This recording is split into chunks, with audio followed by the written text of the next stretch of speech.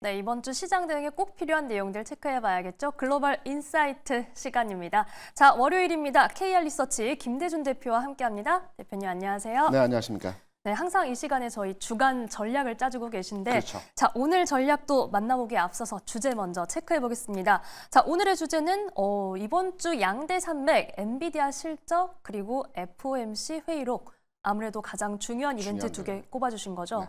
제가 지난주 이 시간에 주간 전략을 말씀드리면서 네. 지난주는 박스권에서의 움직임이 예상이 된다. 상단부는 19,500, 나스닥. 하단부는 네. 18,500 지수의 나스닥 지수가 될 것이다 라는 맞아요. 말씀을 드렸습니다. 지난 금요일 기준으로 해서 하단부 18,600포인트 수준에서의 저점을 찍었습니다. 오늘은 결론부터 말씀드리게 되면 이번 주는 고점을 향해서 달려가는 시장에서의 모습이 나타날 것 같습니다. 왜 그러한지 네. 앞서 모두에 말씀해 주신 엔비디아 실적 그리고 네. FOMC 회의록에 대한 내용을 근거로 해서 상승 가능성에 대한 이유를 찾아보도록 하겠습니다. 먼저 엔비디아의 최근 실적에 대한 실적 추이를 말씀드리게 되면 최근 4개분기 동안 300억, 350억, 390억, 이번에는 430억 불을 예상을 하고 있어요. 저는 개인적으로 이번 엔비디아의 실적이 430억 불 이상이 나와야 되는데 왜냐하면 매 분기마다 서프라이징 실적을 발표했거든요. 예를 들어서 300억을 예상을 했으면 320억 불이 발표가 되었었죠. 네. 이번에 같은 경우 서프라이즈가 나오려면 한 440억 이상의 매출이 나와야 되는데 이 부분이 다소 버거울 것 같아요. 그래요? 왜냐하면 엔비디아 이전에 실적을 발표한 밸류체인 기업들의 실적 내용을 보게 되면 먼저 TSMC가 지난 1분기 실적을 발표했죠. 1분기 실적 내용이 지난 4분기보다 조금 저조했어요. 지난 4분기에는 268억 불을 했거든요.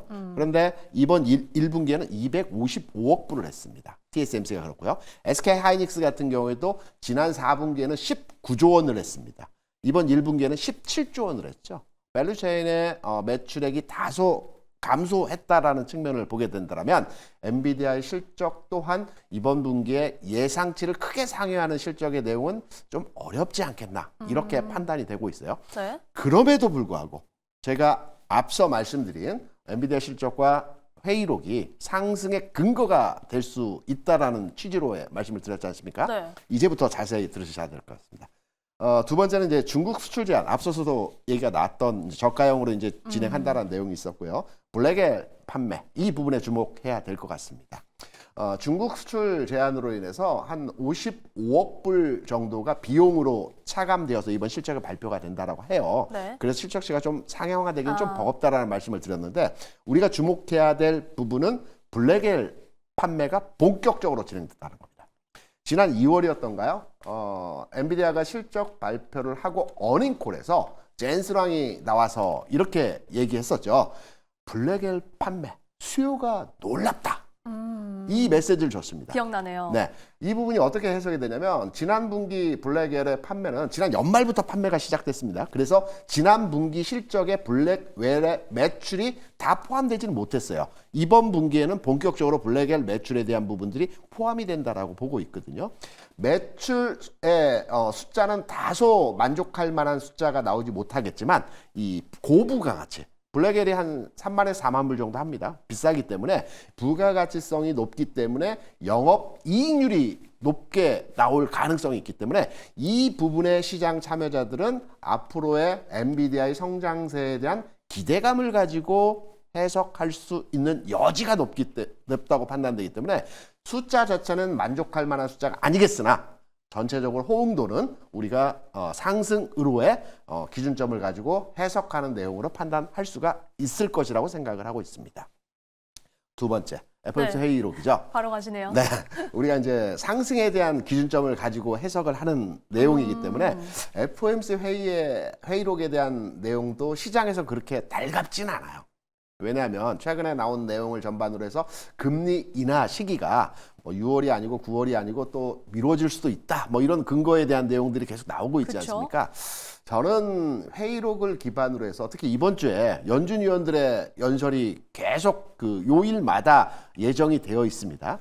아마 연준 위원들의 연설 포함해서 회의록 자체에도 조기 금리 인하에 대한 내용이 포함될 가능성이 높지 않을까. 이유는요? 첫 번째는 최근에 나오고 있는 관세 부분이죠. 트럼프 정부에서 관세를 조금 무리하게 추진을 하면서 이 부분이 이제 물가 상승 유발시켰고요. 소비 위축을 시켰습니다. 그래서 연준에서도 이러한 상황에서 경제가 계속 진행되게 된다면 위험할 수 있기 때문에 지금은 금리를 인하해서 어떤 경기 진작을 통해 진행을 해야 될 것이다라는 의견들이 있을 수가 있고요. 두 번째는 감세안입니다.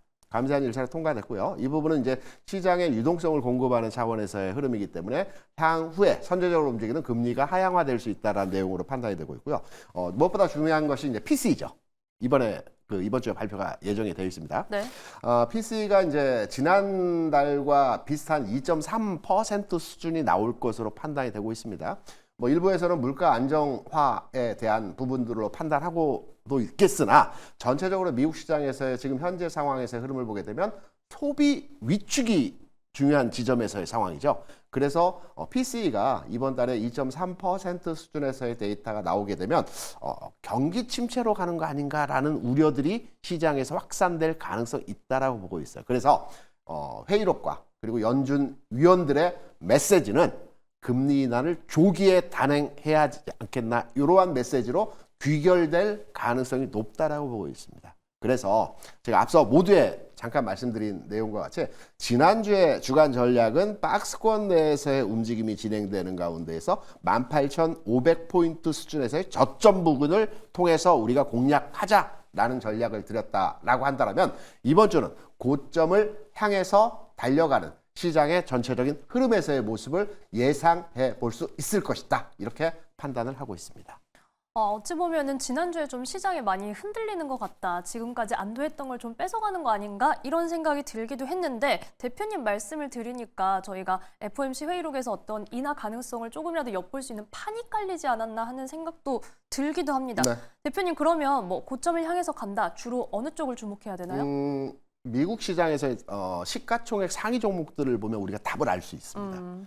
3천억 불 수준에서 있는 종목이 세 종목이죠. 마이크로소프트, 엔비디아, 애플. 이게 이제 시총 기준으로 3천억 불 수준에서의 종목들입니다. 네. 중간에 2천억 불 수준에서의 종목이 있어요. 아마존이죠. 그리고 1,000억 불 수준에 있는 종목이 테슬라, 메타와 같은 종목입니다. 그리고 한참 떨어져서 넷플릭스가 500억 불 수준입니다.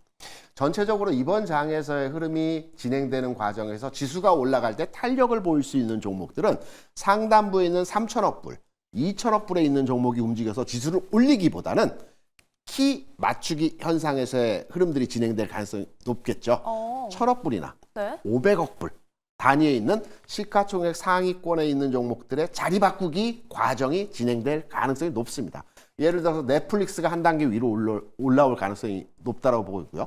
테슬라도 마찬가지로 메타도 마찬가지로 자릿수를 바꿔가는 시총 5위 이하에 있는 종목들의 선전이 기대되는 흐름에서의 시장 모습을 판단해 볼 수 있기 때문에 이제 3천억 불에 있는 시총 상위 종목보다는 5위, 6위, 7위, 8위 이 하위권에 있는 종목들 중심으로 한 시장 움직임이 탄력도를 보이는 모습을 예상을 해볼 수 있기 때문에 공략 포인트를 정해서 종목 중심의 흐름을 잡아간다라고 한다면 시총 1,000억 내외에 있는 종목 중심에서 타겟팅하여 매매해보는 전략으로 가져가시는 것도 하나의 투자의 판단이라고 생각을 하고 있습니다. 네, 좀 종목군별로 어느 쪽으로 주목을 해보면 좋을지 기준도 잡아주셨습니다. 그러면은 지수도 앞서 말씀해주신 고점을 돌파할 수 있다. 네. 나스닥 19,500까지도 금방 회복할 수 있다는 전망이실까요? 즉시로의 2만 포인트를 돌파하는 흐름이 나타나진 않겠지만 우리가 바닥을 확인했다라고 볼 수가 있겠죠. 18,500 수준에서의 바닥을 확인했기 때문에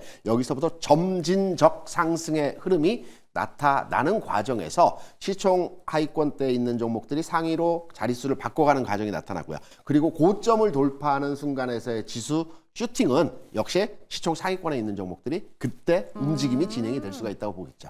자, 좋습니다. 자, 그러면은 저희가 이번 주에 어쨌든 나흘 뿐인 거래일이지만 좀 네. 눈여겨볼 종목들이 있다 얘기를 해주셨는데 앞서 넷플릭스 잠깐 얘기해 주셨는데 좀 혹시 제일 유망하게 보시는 걸까요? 넷플릭스의 움직임이 최근 내에서도 가장 좋았죠. 우호적인 흐름에서의 모습들이 진행이 되고 있고요.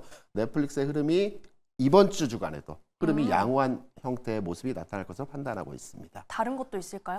메타 테슬라도 비슷한 형태에서의 어. 움직임이 진행이 될 것으로 판단되고 있기 때문에 네. M7 내에서의 종목 간의 흐름들을 판단해 보게 된다면 이 해당 종목 중심으로 한 관심도 필요하다 이렇게 생각을 하고 있죠. 대표님, 요건 그냥 곁다리 질문인데요. 테슬라가 뭐 유럽 전기차 시장에서 비아디한테 막 위협을 받고 있다 이런 내용들 나오잖아요. 네. 그런데 한편 다른 기대 포인트 분명 로보택시 등에 있는데 그렇죠. 뭐 전기차 관련된 내용 너무 걱정하지 않아도 되는 걸까요? 실제로 유럽에서 판매되는 중국 그 판매 전기차는 실제 중국 브랜드를 가지고 판매되는 전기차는 한 자릿수이고요. 실제로 중국에 생산되는 전기차들이 많죠. 벤츠나 뭐 이런 전기차들이 중국에 생산되는 제품들이고요. 그래요? 아직까지는 테슬라를 위협할 만한 수준에서의 전기차 점유율이 나타나지 않고 있기 때문에 우리가 뉴스에 나오는 내용으로 우려에 대한 부분으로 테슬라를 평가할 필요는 없다라고 생각을 합니다. 해당 부분을 너무 큰 우려로 여길 필요는 없다. 자, 메타, 테슬라 그리고 넷플릭스를 이번 주에는 조금 주목을 해보겠습니다. 기대감이 좀 생기는 이번 주입니다. KR리서치 김대준 대표와 함께했습니다. 고맙습니다.